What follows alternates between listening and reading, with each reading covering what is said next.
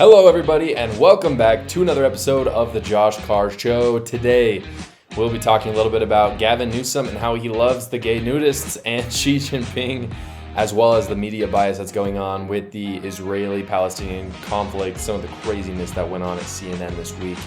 But not just CNN, frankly, everywhere, and just the reactionary culture that's going on with this. Really quick, before we get to that, I do want to talk about our premium sponsor and first sponsor of this podcast, Gulag America. I am wearing one of their shirts now. You can see right here. Gulag America is a premium apparel brand. I've partnered with them this Christmas season because they make as a fantastic gift for all those conservative aunts, uncles, parents, siblings.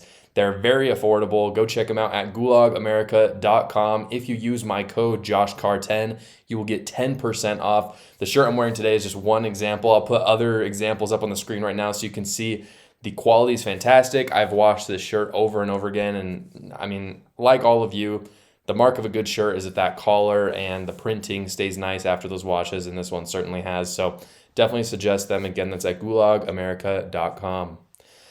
Getting into the news today, I want to start off with Gavin Newsom. Gavin Newsom is pretty much, I have to say, I mean, you go through all the Democrat politicians, I would have to say that Gavin Newsom is my least favorite of all of them.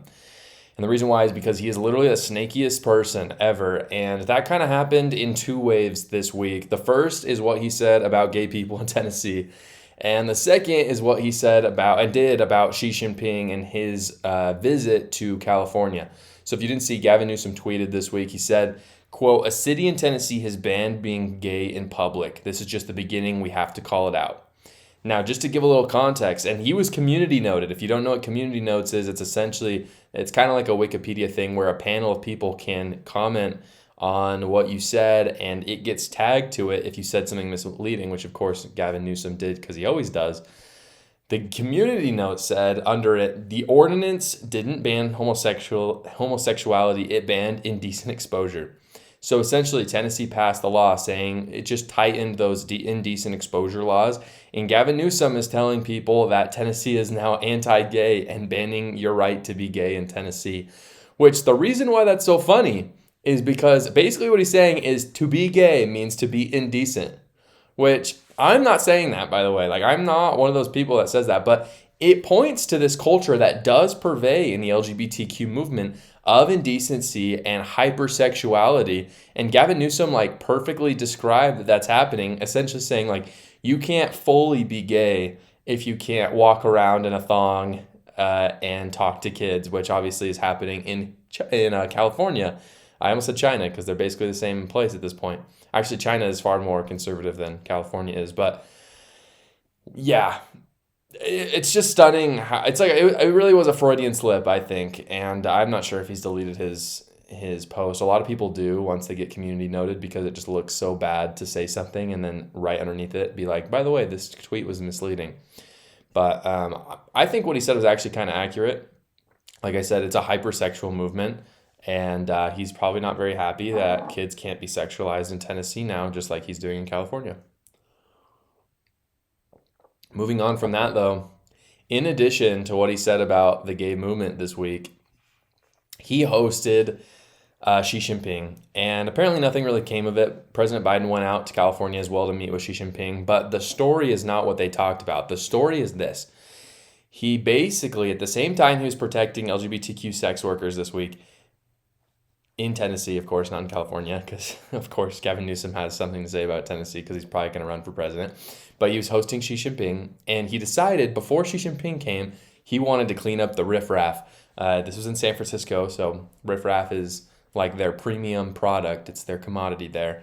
And before his favorite dictator came and visited him, he decided that he wanted to clean up the city and make it look nice. Which, there's nothing wrong with cleaning your house when visitors come by. I want to be clear about that. Everybody does it. I think a governor should do it too. But it's very funny how unapologetic he was about how he would only ever do it for a communist leader coming and visiting him. This was what he tweeted out. He says, "I know folks say, oh, they're just cleaning up this place because all those fancy leaders are coming to town. That's true because it's true." So he's completely unapologetic. He doesn't care. He's the fancy leaders, I care about those people. The communists, those who are in like high status. I want to be impressing those people. The citizens in San Francisco, I don't give a crap about them. And most people, they point to this and they say, Gavin Newsom is an awful person. He's a snake. He's a bad governor. And I totally agree with that. But to be clear, this is a problem with Californians. And here's what's happened, right? Californians get awful politicians. I mean, they had Kamala Harris, who was representing them in the Senate. They have Gavin Newsom. They have some awful Congress people as well. But at the end of the day, they don't do anything about it. Like, they do have the power to change. And I believe that the elections in California are not what they could be. But I'm not saying that they're necessarily rigged in the way that other conservatives have maybe suggested. And so I think this is actually on the voter in California who's decided that they just want to keep this cycle of pain where they have a governor who fixes the streets just for a couple days when a communist leader from China comes, but then leaves it for the people, the citizens that they're actually supposed to protect, to enjoy, but in a more real sense, to actually really suffer from. And so essentially what you're seeing is that Californians are not changing their politicians, and those who are just fed up with it, they just leave California. And so California is just getting worse and worse, and it's unfortunate, but it's going to take a wake-up call. One day it's going to get bad enough where people finally vote in someone else, and hopefully that person, it's even possible for them to switch, to turn the tides on, the homelessness crisis, for instance, that's going on in San Francisco.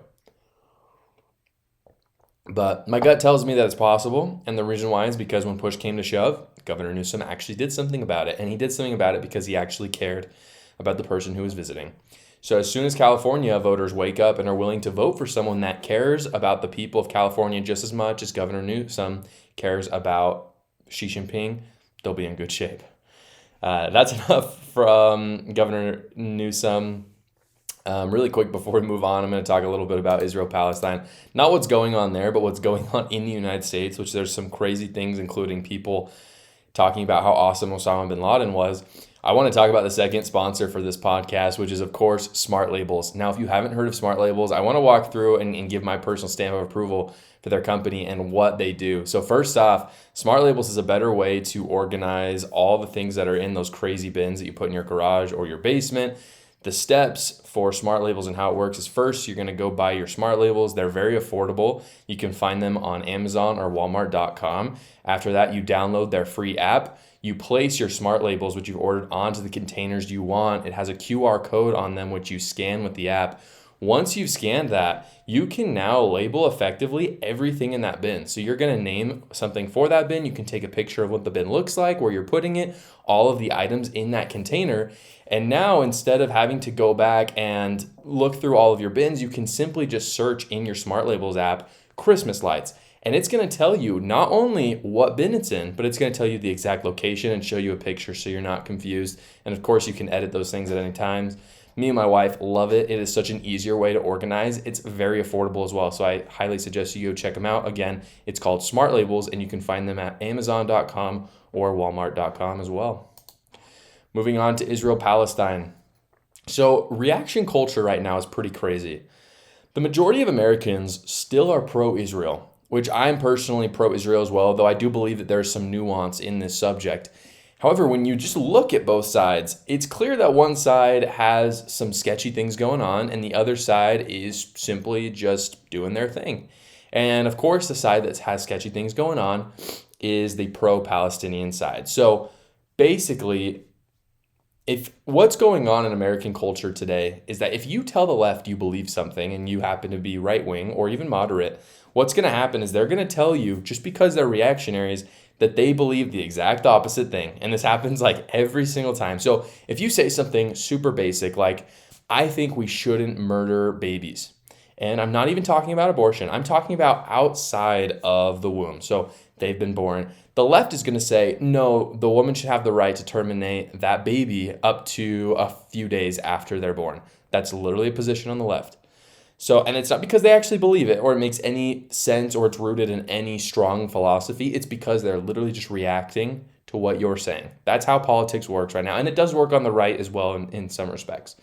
So this week, the latest reaction is that on TikTok, a letter from Osama bin Laden to America called Letter to America is resurfacing. And it essentially is just some of the things that Osama bin Laden says to America and some of the frustrations that he had. And let me be the first to say that America has made some big mistakes and created unnecessary wars in the Middle East. I am totally a believer in that. I hate the military-industrial complex, so let's just get that out of the way. Here's a PSA. So this letter has gone viral on TikTok, and essentially what's happening is that the people on TikTok are talking about how, like, the really great points that Osama bin Laden made. Just how smart and virtuous this man was. And here's a PSA, just a PSA for everyone. If you agree with someone who's murdered 3,000 Americans, and that's just Americans, by the way, we're not talking about other people that he's murdered, but at the very least, he's murdered 3,000 Americans and would have murdered even more if given the chance. If that's the person that you're on the side of, you're probably not thinking straight. You've probably been caught up in this reactionary cycle. And what's happened on TikTok is that it is going viral where people are talking more and more about how Osama bin Laden made some fantastic points. Likewise, by the way, if in this conversation that's gotten started with Israel again because of what happened on, I think it was October 7th, if you side with Hamas, a group that's killed 1,500 Israelis and would have killed much more, by the way, they would have killed all of them if they could have. If you're on the side of Hamas, you're on the wrong side. Now, here's the deal. I'm sympathetic to some of Palestinians, and I'm sad for those who have died in collateral damage between in the crossfire between Israel and Palestine. I am sad about that. I don't want more of them to die. By the way, I don't even approve of the United States sending aid to Israel. So before people freaking go off on me being like a crazy, Jewish conspiracy, I don't want to hear Jewish conspiracy crap because that's just not me. But if you're a fan of those Hamas terrorists that killed 1,500 Israelis and would have killed all of them if they could have, you're on the wrong side. There's an active group in the United States, however, mostly leftists, that does support Hamas outright. And by the way, and this is the distinction to make, most of these pro-Palestine protesters are not just pro-Palestine. They are pro-Hamas. By the way, a lot of the people in Palestine are not just simply Palestinians that are getting caught in the crossfire. A majority of them voted Hamas into their government. So let's stop talking about how it's like this 1% of Palestine that's Hamas and they're really evil and no one else thinks like that. No. This is a massive group of both Palestinians in the Gaza Strip and also in the United States. It's the same thing as when people are like, oh, but Muslims aren't radical. Go poll Muslims on what they believe. Like 2/3 of Muslims are considered radical Muslims. Okay, so call it what it is. There's a big group of people in the Gaza Strip that believe that Israel is a scourge and that they should all be murdered.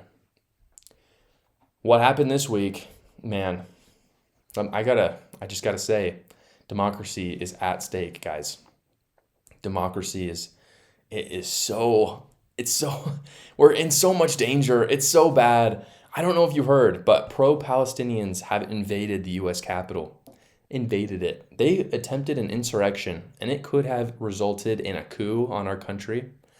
Not only that, but they also invaded the DNC, Democratic National Convention. Now, the news about the Capitol, I'm speaking in jest, by the way. There was just like January 6th, it was just a couple people doing dumb stuff. Pro-Palestinians went to the Capitol a little while ago, so I'm not going to speak to that. But this week, pro-Palestinians went to the DNC and had a violent protest, which of course by media outlets was called mostly peaceful, as they do.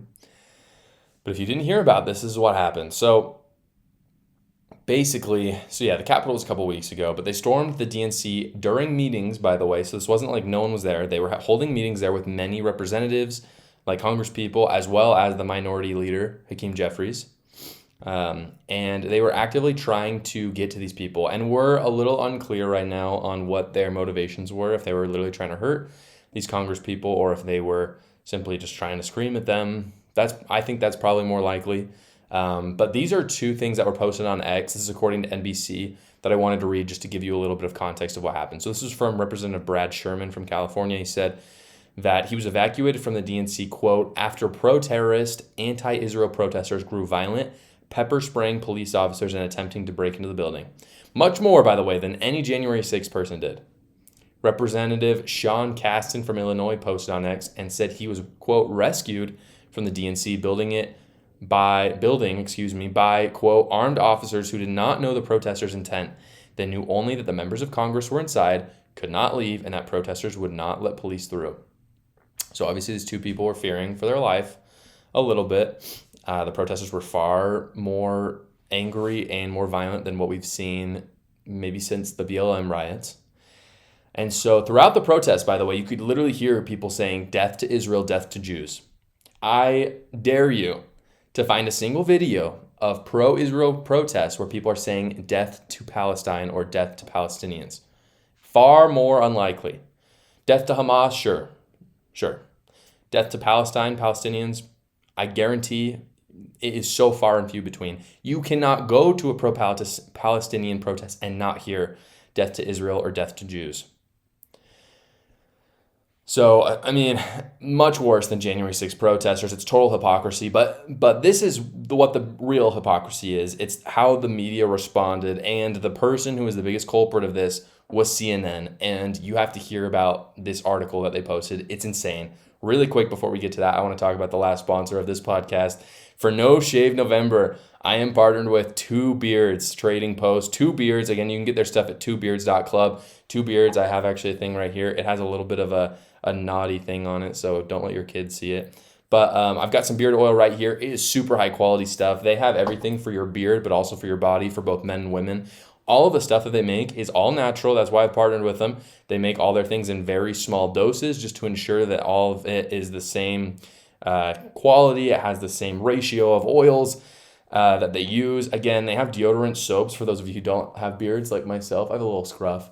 Sometimes, though, it does get itchy. A little bit of oil, a little bit of a beard butter, even if I don't have a full-on beard, is really nice on the face. All their product is very affordable. Go check them out again at twobeards.club.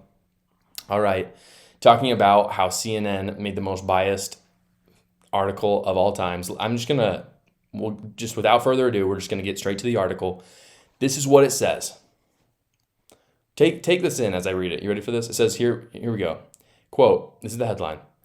Arrest made in death of Jewish protester who fell and hit his head. Okay, hold up. So there was an arrest made. We got that part. First off, this sentence is poorly written. Cannot believe that CNN released this, but you have to seriously dissect it to understand what's even going on. So arrest made. Okay, someone was arrested. Who was it? In death of Jewish protester who fell and hit his head. Okay, so it doesn't tell us who was arrested. It says there's a death of a Jewish protester who fell and hit his head. So I'm confused. You arrested the person who died? You arrested the sidewalk that he hit his head on? No. Here's what happened. A Jewish man was killed by a pro-Palestinian protester at a rally, and this is how they headlined it. Instead, the headline should have been essentially, pro-Palestinian protester kills Jewish protester, and an arrest was made. Something like that. Arrest made on pro-Palestinian who killed Jewish protester. Instead, they purposefully decided to omit the detail where a pro-Palestinian man killed a Jewish man in cold blood in Washington, D.C. How do these people, how do they look you in the eye and say, we're the good guys? We're not biased. We tell the truth. We are the protectors of the peace. Democracy dies in darkness. That's what they say over and over again. How do they look at you in your eye, basically saying to you, you're an idiot because I'm just going to make these headlines that don't tell you anything. It's the same thing as what happened actually here in my home state in Utah, where there was a Target. You'll remember that there was the LGBTQ movement, that they had these pride displays in Utah and throughout all the United States. And people started calling for it to be taken down. There was a boycott. So Target took it down. And in response, a pro-LGBTQ group had a bomb threat in northern Utah. They bomb threated a Target. And what were the headlines?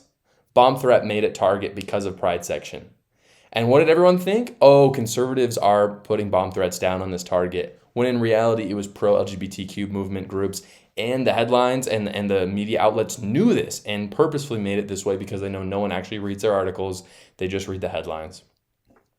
Imagine, too, if the story was the other way around with this. Imagine if a Jew had killed a pro-Palestinian. Do you think they would have omitted that information?